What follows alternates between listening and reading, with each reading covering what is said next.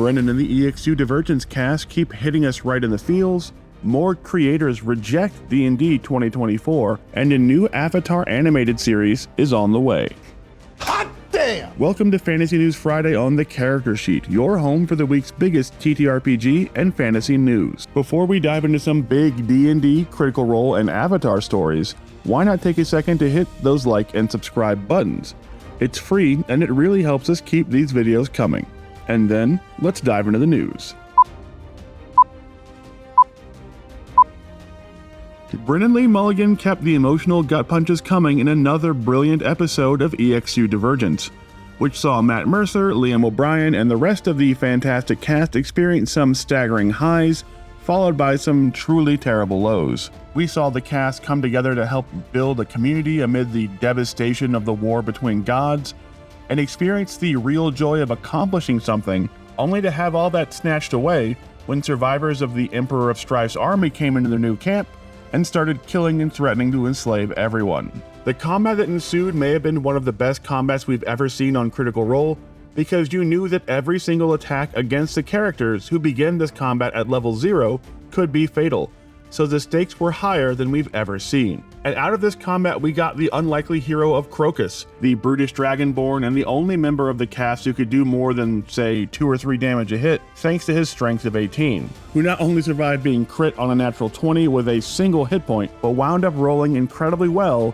and doing huge amounts of damage for a level 0 character to this band of heavily armored but desperate warriors attacking their camp. And in the middle of the combat we also saw something brand new. Brennan actually granting characters classes and a level up from 0 to 1 in the middle of the carnage, which was pretty spectacular and no doubt saved them from a total party wipe. Crocus became a monk after striking down a warrior, Nia became a cleric just in time to heal up some of the party before they died, and really everyone but Matt's character Garen got a class in this fight, and there may be something different going on there that we'll dive into next week. But the battle came at a terrible cost, with the cast all losing friends in the fight and the battle map literally being covered in bodies at one point. It was truly heartbreaking, and in the aftermath they had to deal with one of the most vile NPCs Brennan has ever cooked up, who was looking to take advantage of these brutalized survivors who were barely hanging on.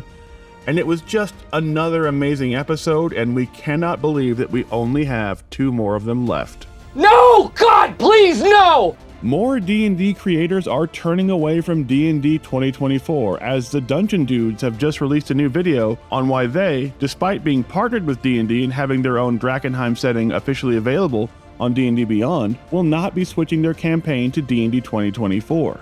And even listed out 5 reasons other players may not want to switch over to D&D 2024 either. This makes them the latest major D&D creators to decide to ignore the new D&D rules for now, in what has been a very shaky and poorly executed semi-transition to these semi-new rules set by Wizards of the Coast. Critical Role has also publicly shied away from the new rules, with Matt Mercer and the cast even commenting on how bad the integration of the 2024 rules has made D&D Beyond to use for actual players like them during the end episodes of Campaign 3.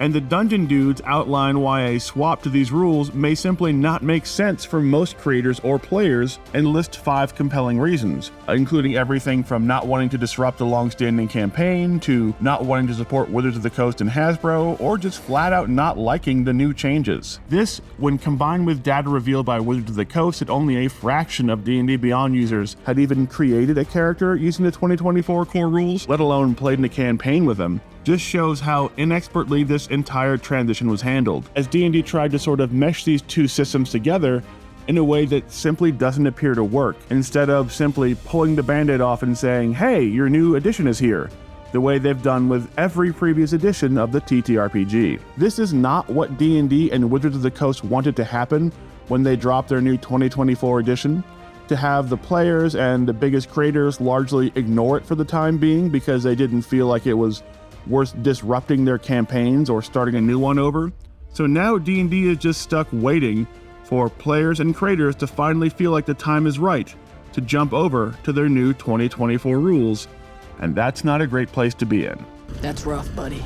And finally, a new Avatar animated series is on the way nearly a decade after Korra's adventures came to an end. But things are very, very different this time around. The new series, which will be called Avatar 7 Havens, is set in a post-apocalyptic future where a cataclysm has torn apart both the physical world and the spiritual world, and civilization is now reduced to just those titular 7 havens.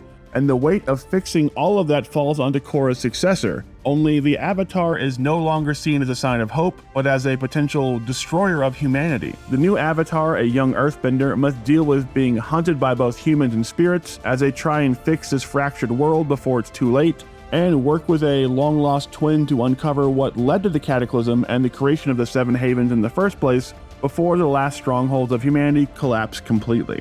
The new Avatar will use 2D animation and be split into 2 seasons, a 13-episode long Book 1 and a 13-episode long Book 2, and no word yet on when exactly this new Avatar series will release or details on the cast, but based on how beloved the first 2 Avatar animated series are, we assume this will become another instant classic. And that's all we have this week for Fantasy News Friday.